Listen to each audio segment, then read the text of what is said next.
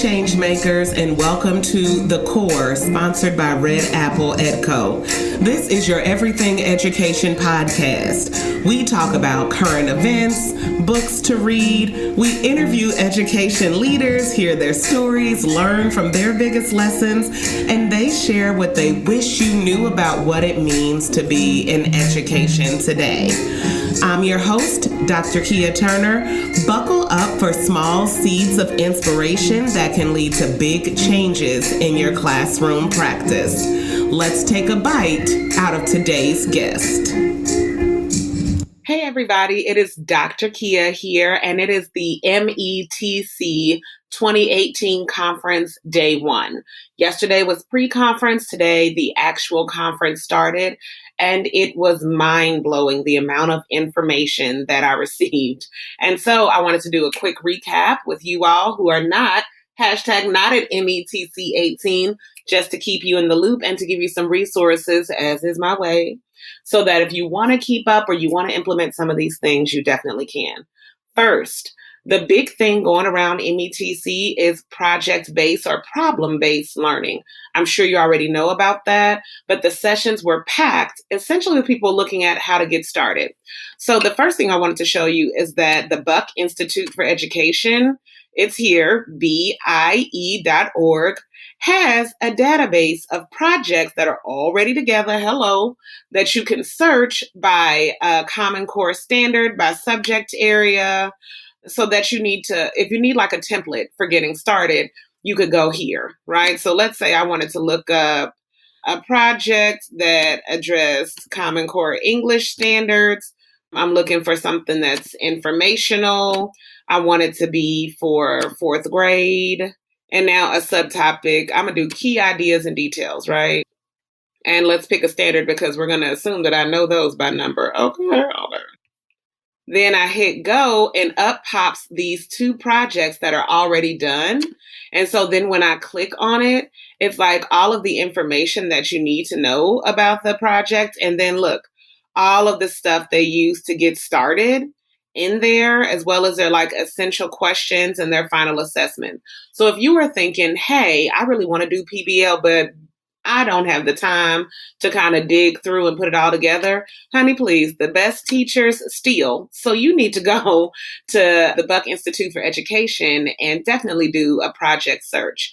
Another place to find these resources found out today, you can go to hightechhigh.org and they have student project examples. You better. So when you go to hightechhigh.org, you see the rest of this says student-work/student-projects and all that kind of stuff. But I'm a Googler. So I would go to High Tech High student projects and try to make it pop that way. If not, you can definitely freeze this video, zoom in on the link. I can provide it below. As a matter of fact, I'll put all these links below. So if you just want to click, you can. But they have projects too, and you click, look, they even have little cute pictures and stuff. So I want to do something with homeless people in America. I'm going to click on that. They have, look, the overview, what came of it, how they shared it, okay, their community partners, their schedule. And then on some of these, though I don't see it on this one, they have even the standard that was addressed, right? And so let me go back and show you so you don't think I'm making it up. The Big Little Library Project, which is super cute, right? You see how it has the Common Core standards attached? Okay, so make sure that you look for that, because if you are the kind of teacher that I was and you're stepping out on a limb and you're trying some stuff that may not be happening in your building, your backup is always, and I tell you this all the time, your backup is to have that standard and say, this is what the kids are definitely learning and here's how I'm going to assess it. So first thing that we talked about all day, problem-based, project-based learning. There are at least two resources you can use for that. Next thing that we talked about, because it's top three, remember, personalizing learning. We talked about personalizing learning for everybody, for teachers and for students. The only thing I could find, though, which is interesting to me, on personalizing professional development, teacher learning, is this EdSearch article that has really good resources, and I'm going to link it below, right? But it talks about how basically you need to give teachers input into the kind of professional development they receive. But the reason that I'm even talking to you about this, is that they have these like cool questions.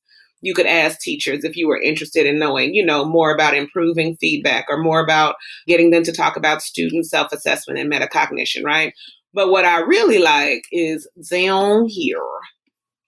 Now, this here is a chart whereby you allow teachers to engage in professional development at different times that suits their schedule. So one of the sessions I went into talked about how a lot of the professional development is flipped. Teachers are watching videos where they learn to use new tools or learn how to implement something in their classroom, and then they're doing videos back to make it more time friendly. Teachers are pressed for time, and we don't want them sitting for an hour and a half doing a sit and get when we can't even do that and students can't even do that. So how can we create professional development that, just like the learning we want students to have, is accessible 24 hours a day and that teachers are recognized for participating in? So thinking about what that will look like for teachers in the future. Professional development won't be fixed. How will they get credit for it? And how do you involve them meaningfully in it? And the same with students. Thinking about technology, how do we go beyond technology platforms as a means of remediation and instead use technology to move students from being passive consumers to content creators? Now, I was super excited to be in those sessions because that's exactly the path I think we need to be charting at this point. Students can't just sit at their computer and watch videos or complete worksheets. So then how are we bringing the 4 C's into our instructional practice when we're using technology? So personalization, really big for teachers and students. That's thing 2. And finally, thing 3, storytelling was a huge theme today. So taking control of your school narrative via social media, using it to communicate with all of your stakeholders, internal and external, getting yourself out there as building leader, getting on Snapchat to communicate with your students. And I have a blog post on this. I'll link this below too. But getting out there on Snapchat to do like your announcements to your students, they're going to check it anyway. Getting on Facebook and using pictures to give that narrative of what's happening in your building, creating a hashtag for your school and sort of branding the work that you're doing. Shout out to Beth Huff. The session was amazing. But getting on there and creating a hashtag for the work that you're doing so that you're able to kind of track the happenings at your school. And so can parents, and so can students if there's anything that you need them to know. So it was a lot of really good learning that took place today. And I just think that for all of you not at METC 18, here's the takeaway.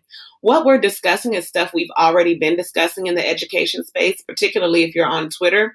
The difference is that the level of resources available at this conference is remarkable. And the number of people that you can talk to face to get ideas from is worth the trip. So if you're considering whether or not to do it next year, I definitely think you should consider it. It's been really helpful for me, but I want to keep you all in the loop too. So as usual, if you have any questions, let me know. DM me on Twitter like you always do. Otherwise, I'll let you know what I find out tomorrow. All right, bye. That's all we have for today. Thank you for listening to The Core. Wherever you are listening to us, be sure to like our show, subscribe, and share the episode that's meant the most to you. We appreciate every single one of our subscribers, as do our sponsors.